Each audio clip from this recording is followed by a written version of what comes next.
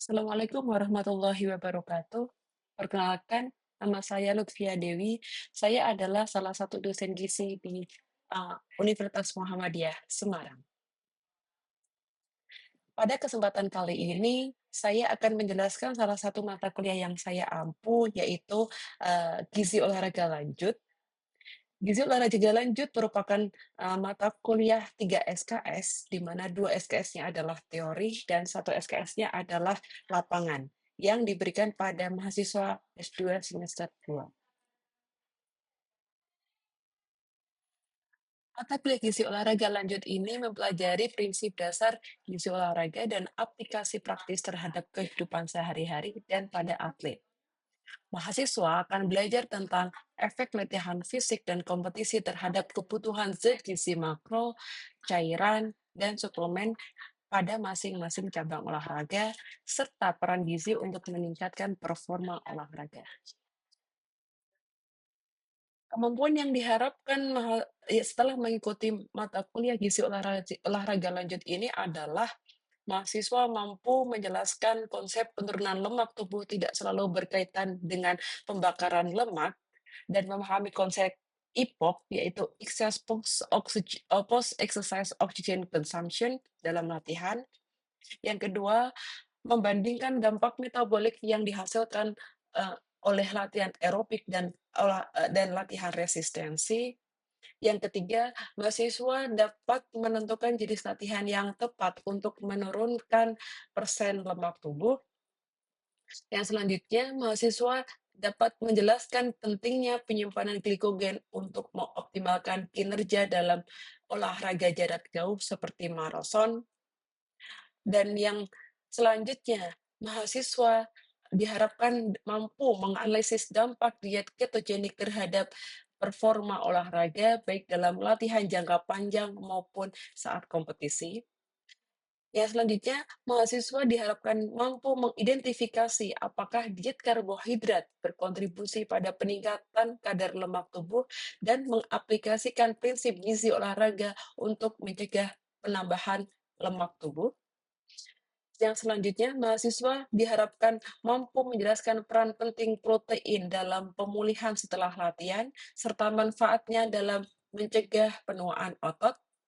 Yang selanjutnya adalah mahasiswa diharapkan mampu merancang strategi hidrasi yang efektif untuk kehidupan sehari-hari dan untuk kompetisi olahraga. Selanjutnya, mahasiswa diharapkan mampu mengevaluasi manfaat dan risiko penggunaan suplemen asam amino rantai cabang atau disebut BCAA dalam konteks gizi olahraga. Yang selanjutnya, mahasiswa mampu menjelaskan bagaimana ester keton dapat memodulasi penggunaan substrat bahan bakar selama latihan untuk meningkatkan performa olahraga. Lalu, mahasiswa diharapkan mampu menjelaskan bahwa laktat bukanlah penyebab utama kelelahan otot selama latihan intensif, dan mahasiswa diharapkan mampu mengevaluasi pengaruh zat gizi dan suplemen terhadap peningkatan kinerja atlet, serta memahami risiko yang terkait dengan penggunaan suplemen terlarang. Dan yang terakhir, mahasiswa diharapkan mampu menganalisis manfaat dan potensi risiko penggunaan obat herbal dalam dunia olahraga, serta mempertimbangkan faktor-faktor etis dan hukum terkait penggunaannya. Mata kuliah gizi olahraga lanjut ini terdapat 16 pertemuan, di mana 2 pertemuan digunakan untuk UTS dan UAS, dan 14 pertemuan digunakan untuk teori, di mana topik yang diberikan adalah sebagai berikut. Yang pertama yaitu The Green Strategy of Sports Nutrition to Maintain Youthfulness. Yang kedua, konsep penurunan lemak tidak sebanding dengan pembakaran lemak. Yang ketiga, perbandingan olahraga aerobik dan resistensi terhadap outcome metabolik. Yang keempat, bagaimana memilih olahraga yang tepat untuk menurunkan lemak tubuh. Yang kelima, pentingnya glikogen untuk performa olahraga. Yang keenam, peran diet ketogenik untuk performa olahraga. Yang ketujuh, apakah karbohidrat dapat meningkatkan lemak tubuh? Yang selanjutnya yaitu peran protein makanan untuk pemulihan setelah olahraga, peran hidrasi dalam kehidupan sehari-hari dan kompetisi olahraga, peran BCAA, branched chain amino acid, peran ketonester dalam mengubah energi yang digunakan selama berolahraga, laktat bukanlah penyebab dari fatigue, suplemen olahraga dan doping, dan topik yang terakhir yaitu herbal untuk olahraga. Pada mata kuliah ilmu olahraga lanjut ini terdapat praktik lapangan di mana mahasiswa terjun langsung kepada atlet untuk mengaplikasikan teori yang telah didapatkan di kelas. Adapun metode yang digunakan dalam perkuliahan diantaranya adalah dengan ceramah, tanya jawab, dan diskusi. Sedangkan sistem penilaian yang digunakan dalam mata kuliah gizi olahraga lanjut ini adalah nilai teori dari UTS dan UAS, nilai keaktifan, nilai tugas, serta nilai presensi. Baik, selanjutnya adalah proses pembelajaran mata kuliah gizi olahraga lanjut di dalam kelas. Kelas kita pada siang hari ini. Assalamualaikum warahmatullahi wabarakatuh. Selamat siang semuanya. Pada siang hari ini kita akan membahas tentang suplementasi keton. Suplementasi keton terhadap performa olahraga. Nah, keton itu apa sih, gitu kan? In this class, we will talk about the keton supplementation on the exercise performance, especially on the endurance exercise performance. Okay, and then we would like to discuss why keton and why the people who like to do exercise or sports people like to supplement the keton.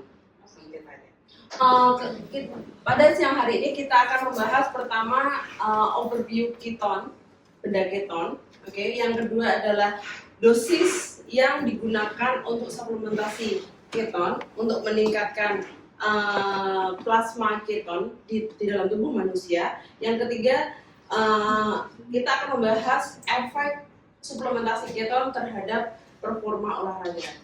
In this particular session, we will talk about especially first overview of keton bodies, how's the metabolism of keton bodies, and the second is the dosage of keton supplementation to increase the keton in our body, serum keton in our body, and the third we will talk about the supplementation keton, the effect of supplementation keton on the exercise performance. We'll talk about especially on the endurance performance. Oke, jadi yang pertama kita akan membahas apa sih benda keton itu. Benda keton itu ada 3. Yang pertama adalah hidroksimethylglutaryl-CoA. Oke. Yang kedua adalah asetoasetat. Oke. Yang ketiga adalah aseton. There are 3 kind of the keton bodies. First is hydroxymethyl-glutaryl-CoA, CoA. The second is acetoacetat. And the third is aceton. Selanjutnya 3 benda keton ini, 3 benda keton ini disintesis oleh asetoasetil-CoA. Kalau kalian mereview ulang biochemistry kalian, asetoasetil-CoA ini adalah hasil produk dari pemecahan lemak. All of the keton bodies, those 3, are synthesized from acetoacetyl-CoA, which is acetoacetyl-CoA was synthesized from the breakdown from the fatty acid. Okay. Untuk mensintesis benda keton, tubuh kita itu tuh dibantu oleh beberapa enzim. Ada 4 enzim yang membantu tubuh kita untuk mensintesis benda keton. Yang pertama adalah enzim triketotiolase, okay. Yang kedua enzim hidroxymethylglutaryl-CoA sintase. Yang ketiga hidroxymethylglutaryl-CoA cleavage enzyme. And terus yang keempat itu ada hidroksibutirat dehydrogenase. Okay. So there are 4 enzymes that helps to to metabolize the ketone bodies. First, 1, 2, 3, 4, which is we can see here. One here is the ketothiolase. Everything ended with ACE is always enzyme. Okay. The second one is the hydroxymethylglutaril CoA synthase. The third is the hydroxymethylglutaril CoA cleavage enzyme, and the fourth is the hydroxybutyrate dehydrogenase. Oke. Selanjutnya, jadi ada beberapa asam amino, ya, asam amino yang bisa dikategorikan ketogenik. Ada juga asam amino yang dikategorikan glukogenik. Bedanya apa? Bedanya adalah asam amino ketogenik itu merupakan asam amino yang digunakan untuk mensintesis keton body. Sedangkan asam amino glukogenik itu merupakan asam amino yang digunakan untuk memproduksi glukosa. Oke. Di sini asam amino yang termasuk ketogenik itu ada leucin, lisin, phenylalanin, tryptophan, tirosin untuk memproduksi asetoacetyl CoA. Kalian ingat asetoacetyl CoA tadi? Ya. Merupakan bahan baku untuk memproduksi benda keton. Oke ya. Selanjutnya ada isoleucin, leucin, tryptophan itu untuk memproduksi asetil CoA. Oke. Ya, sedangkan yang berwarna merah muda ini adalah asam amino yang digunakan untuk memproduksi glukosa. Jadi alfa ketoglutarate, suksinil CoA, fumarat, oksaloasetat, pirufat itu adalah glukosa. Okay. In here there are two main categories of amino acid. First is ketogenic and the second is glucogenic. So there are two main of ketogenic amino acid and glucogenic amino acid.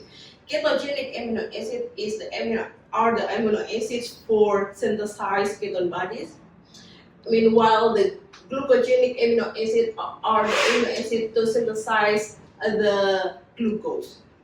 In here we can see the amino acid with the yellow box. Here are the amino acid for synthesize the ketone bodies. In here, leucin, lisin, phenylalanin, tryptophan, tyrosin to synthesize acetoacetyl CoA. We remember acetoacetyl CoA is the raw material for synthesized ketone bodies. And then we see isoleucin, leucin, and tryptophan are the amino acid to synthesize the acetyl CoA.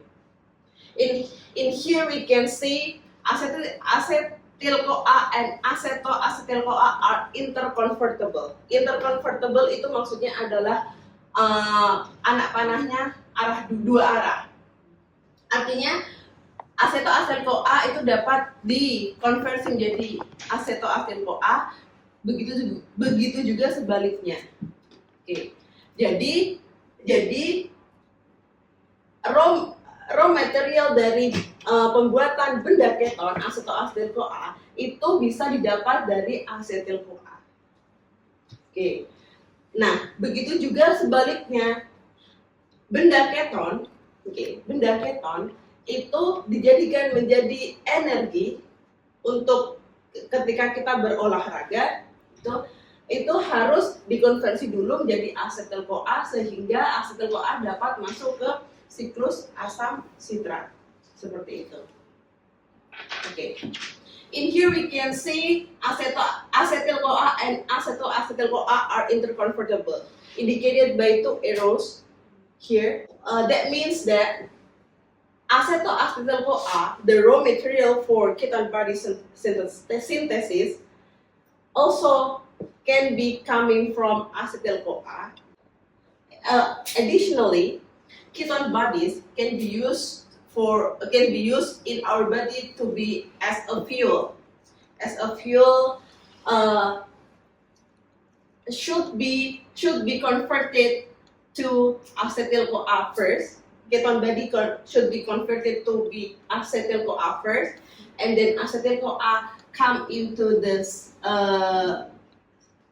Krebs cycle process.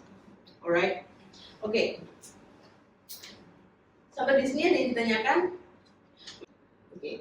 As I mentioned before that ketone bodies acetoacetate should be converted to acetyl-CoA first with the enzyme CoA transferase.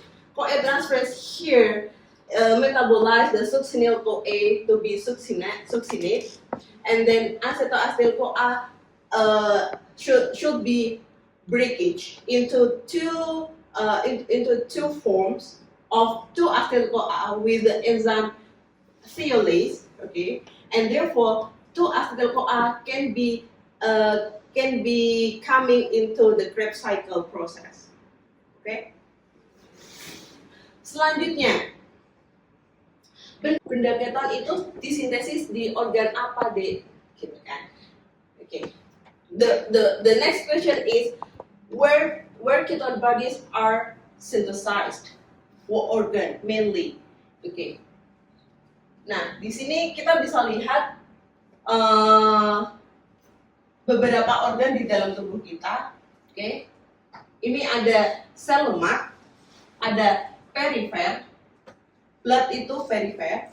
Oke, okay, ya. Di sini ada sel liver, hepat, oke. Okay. Dan ada beberapa jaringan lainnya. Oke. Okay.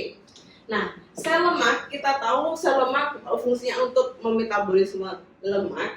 Oke, di sini hasil dari pemecahan lemak otomatis ketika kita berbicara terkait pemecahan lemak itu adalah ketika kita berada di kondisi 1 puasa, oke, 2 itu diabetes, oke, ya.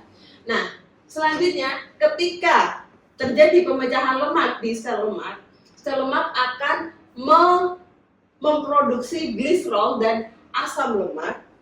Okay. Gliserol dan asam lemak ini akan dibawa ke jaringan perifer. Okay.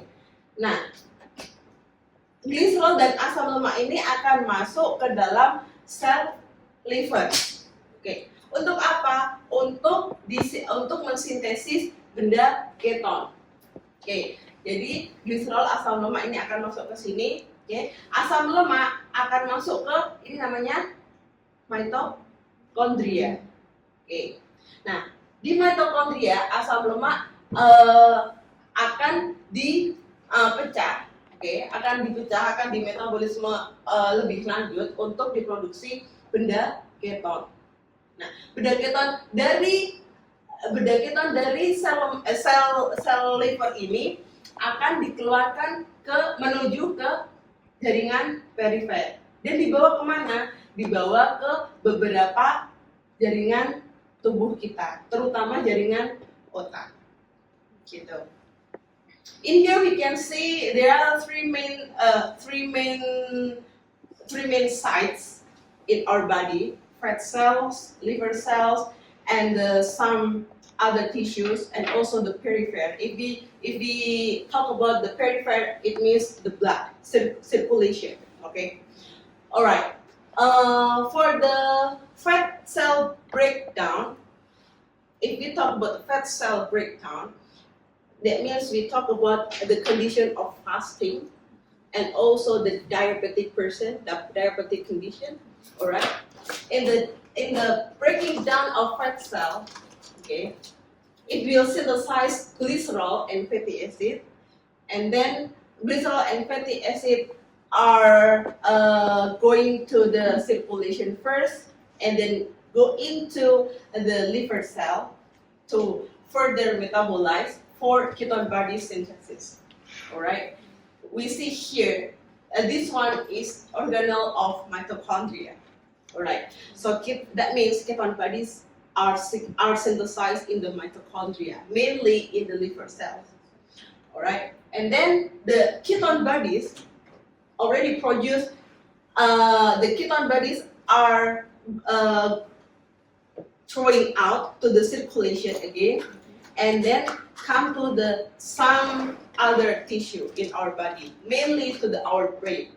Why? Karena struktur gula dan benda keton itu berbeda. Benda keton strukturnya lebih kecil sehingga otak kita dapat menyerap mengintake glukosa dari keton, okay, itu lebih cepat daripada struktur glukosanya sendiri. Seperti itu. Okay. Why the ketone bodies are mainly uptaken by the brain? Because the ketone body structure is smaller than the glucose structure, so that's why our brain can uptake easily rather compared to the glucose structure. So with the main reason being easily absorbed by our body, okay, because it has the small structure compared to glucose, so that's why ketone has been used for sports people to increase their exercise performance. Whether effective or not, later we discuss. Ada dua kategori suplemen, yaitu suplementasi keton ester dan keton salt. Di sini kita bisa melihat bahwa suplementasi keton ester ada 1, 2, 3 yang meningkatkan performa olahraga, dan 1, 2, 3, 4, 5 yang menurunkan performa olahraga. Oke. Sedangkan keton salt supplementation itu hanya 2. Ini nggak menaikkan ya, karena minimumnya garis CI-nya ini melewati garis zero line, jadi ini tidak.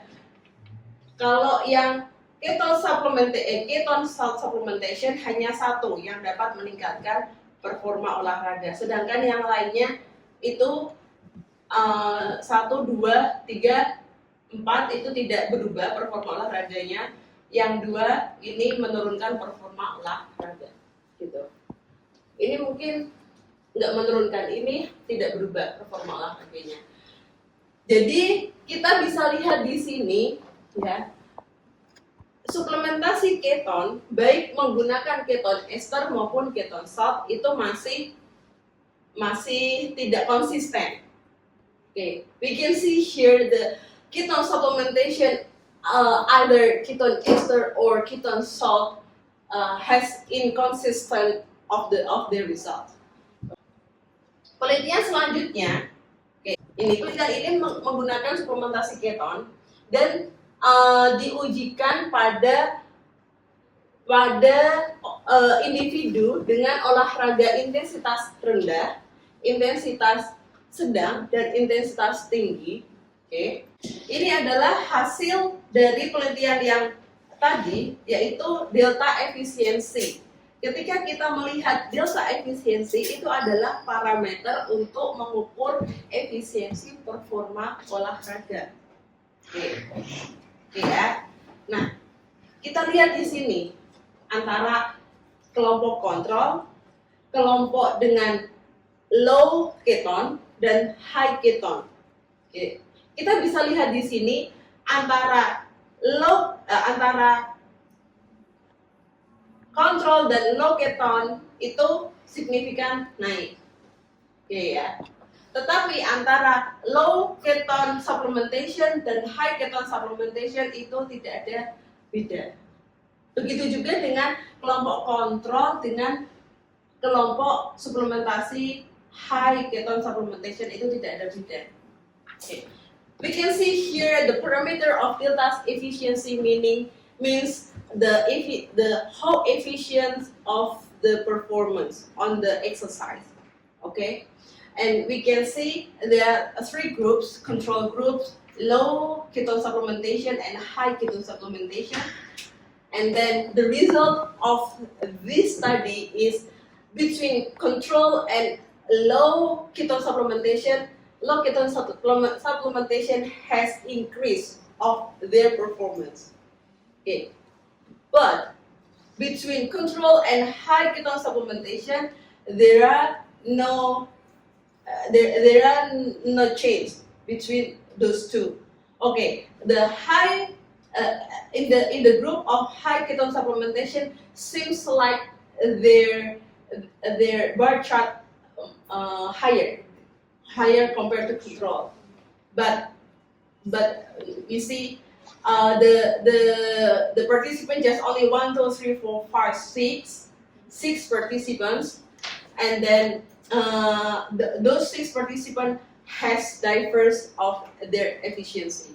Diverse means there is no consistency. All right. So we cannot say between control and high ketone supplementation group has significant different. No. Okay. Lalu bagaimana efek dari suplementasi keton pada olahraga intensitas tinggi? Lebih dari 75%. Lebih dari 75%.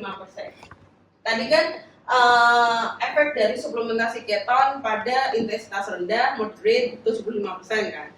Ini lebih tinggi. Oke ya. Dimana menggunakan sama suplementasinya keton ester, dosisnya sedikit lebih tinggi 750, oke.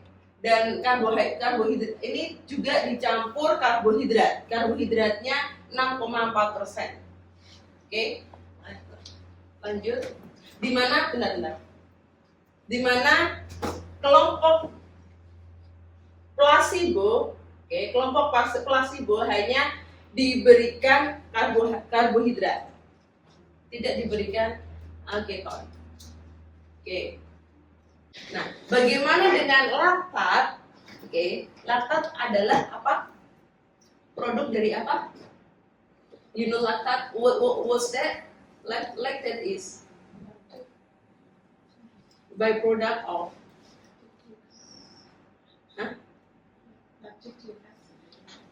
laktat. Oke. Laktat itu adalah byproduct dari ketika kita berolahraga anaerobic metabolism. We produce lactate. Why? Because the glucose is metabolized with the minimum of oxygen. So that's why we produce lactate. Okay, ya. Konsumsi keton itu tidak ada pengaruhnya terhadap produksi lactate. Kita lihat tidak ada beda antara kelompok placebo dan kelompok keton di sini. Oke, ini adalah slide terakhir dari saya. Kesimpulannya, yang pertama adalah untuk exercise yang berdurasi panjang, oke ya, kalian bisa menganalogikan bahwa exercise berdurasi panjang itu intensitasnya tidak mungkin tinggi.